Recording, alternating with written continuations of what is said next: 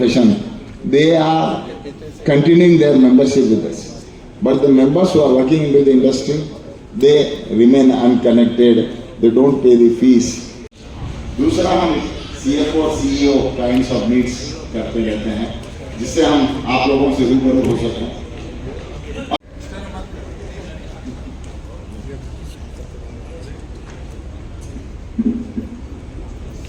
तो मैं आपसे जो बात कर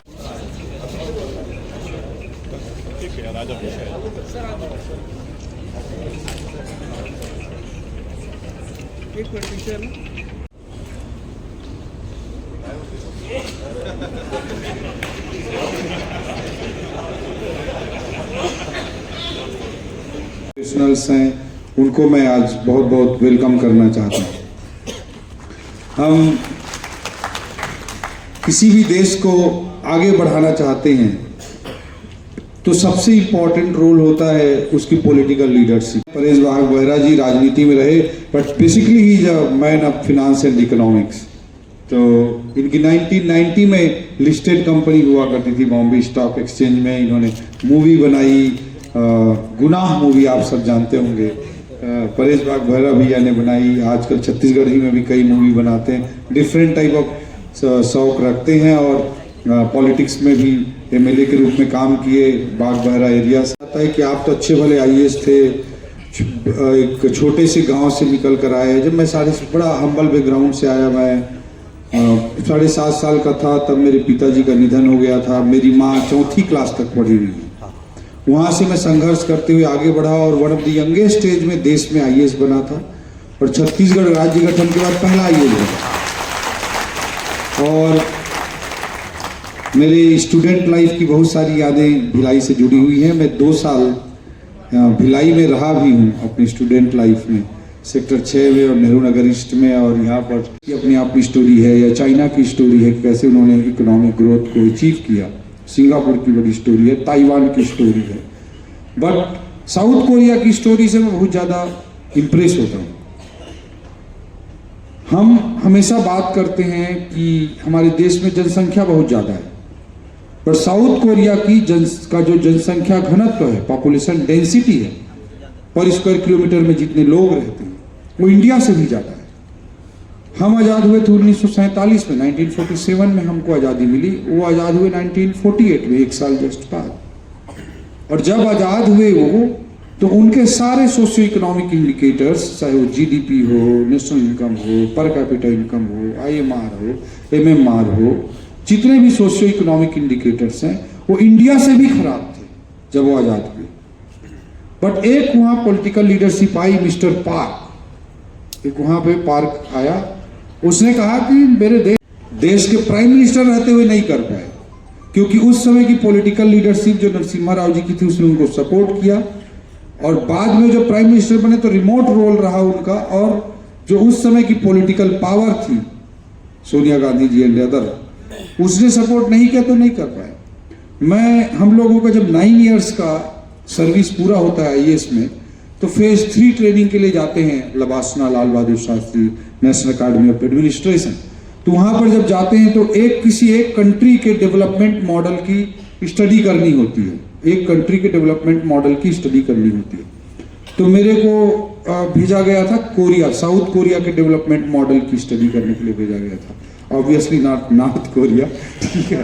तो साउथ कोरिया की इकोनॉमिक ग्रोथ की स्टोरी कैसी रही, उनकी डेवलपमेंट जर्नी कैसी रही, उसका स्टडी करने के लिए भेजा गया था. सियोल में Korean development of institute, KDI institute है. तो मैं वहाँ के जर्नी से काफ़ी प्रभावित हुआ और वहाँ के एक्सपीरियंस को थोड़ा सा रखना चाहता हूँ अपने पास. बहुत सारे growth stories, I know everybody. तो और सिविक सेंटर के कल्चर और उसके हर प्रकार की इंजॉयमेंट से मैं जुड़ा रहा. बहुत कुछ यहाँ से यादें जुड़ी हुई हैं. आईएएस में मैं लंबे समय तक रहा, 13 साल तक आईएएस में रहा. और बेस्ट पॉसिबल जो ब्यूरोक्रेटिक जर्नी हो सकती थी वो 13 इयर्स की मेरी रही. मैं दंतेवाड़ा जैसे डिस्ट्रिक्ट में अच्छा काम कर पाया, एजुकेशनल इनोवेशंस कर पाया, जिसने मुझे नेशनल इंटरनेशनल लेवल पे एक पहचान दी.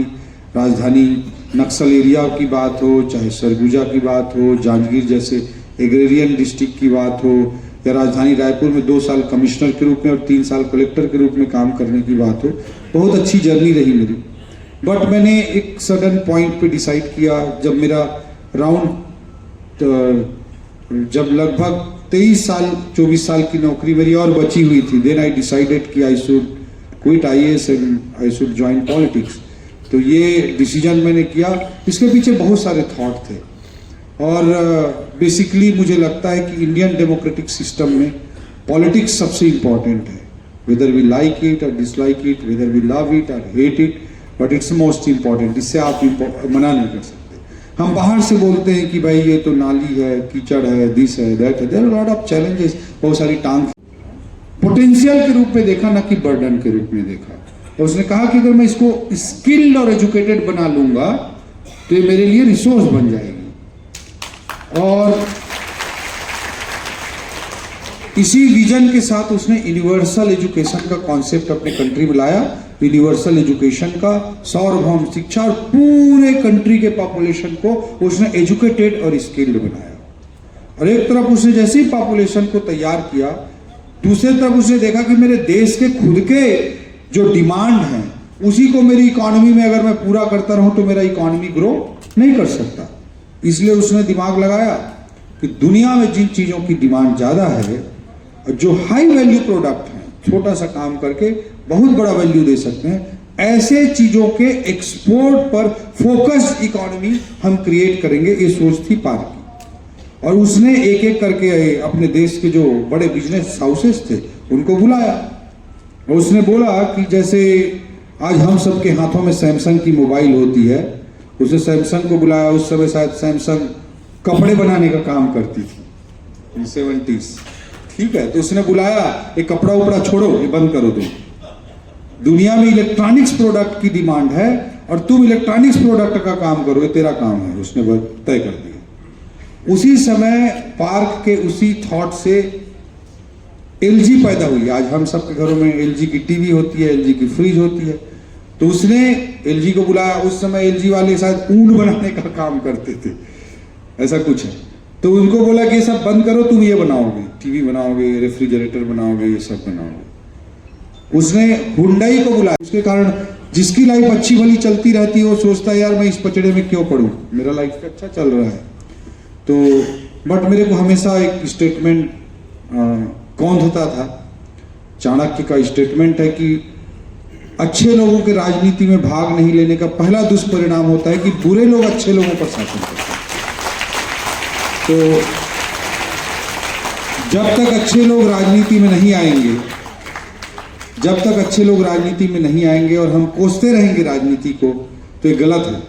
हमको अच्छे लोग जैसे जैसे राजनीति में आएंगे, बुरे लोगों के लिए स्पेस कम होगा।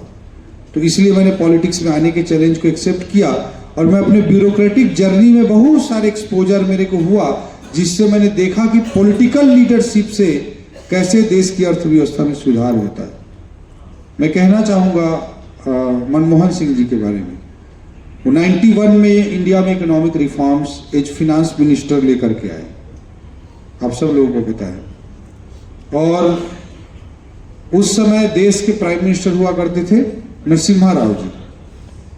नरसिम्हा राव जी को मैं इंडिया के इकोनॉमिक रिफॉर्म्स का बहुत कुछ क्रेडिट देना चाहूँगा कि जो शुरुआत हुई economic reforms, although he belongs to Congress, कुछ बहुत अच्छी चीज़ें उन्होंने की। और फिनांस मिनिस्टर के रूप में मनमोहन सिंह जी वो सारी चीज़ें कर पाए। ये अलग बात है कि नरसिम्हा राव जी के साथ कांग्रेस ने उनके पार्थिव शरीर को कांग्रेस के ऑफिस में नहीं रखने दिया था, ये अलग बात है। बट मैं ये कहना चाह रहा हूँ कि